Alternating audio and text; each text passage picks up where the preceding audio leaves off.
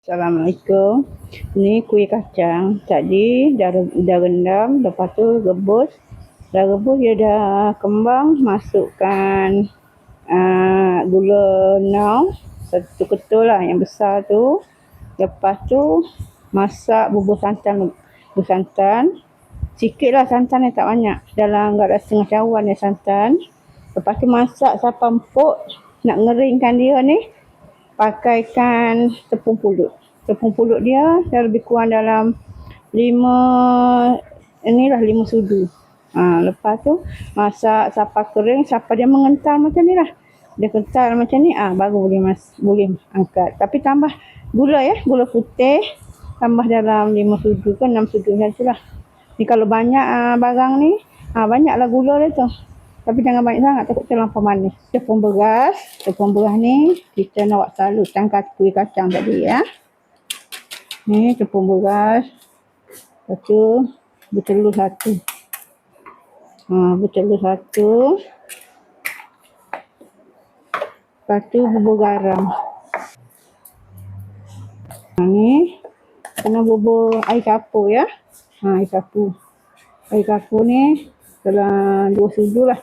Air kapur ya. Lepas tu pewarna. Pewarna kuning ya.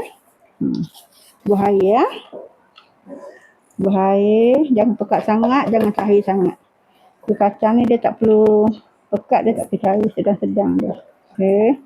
Macam ni pekat sangat, dia cair sikit. Okey. Dia macam ni je. Tak cair sangat, tak pekat sangat kan.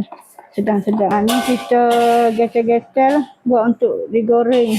Letakkan tepung pulut ya. Nanti kan senang. Ambil minyak ni pakai minyak ya. Pakai minyak. Nanti dia tak melekat lah kat tangan ya. Inilah. Mantap. Assalamualaikum guys. Ini hari Pak Murad nak goreng kuih kacang. Api pun dah panas, minyak pun dah panas. Pak Murad masukkan kuih kacangnya. Ni dah mula dah garing ni. Kuih kacang ni kalau banyak tepung dia tak sedap kita makan. Kalau kuih kacang namun mesti nak banyak kacang. Kalau banyak tepung itu bukan kuih kacang namanya, kuih tepung namanya. Dia kalau dah garing macam ni, bolehlah kita angkat. Maknanya dia dah masak. Hai guys, inilah hasil kuih kacang, gasuh kacang. Mantap guys.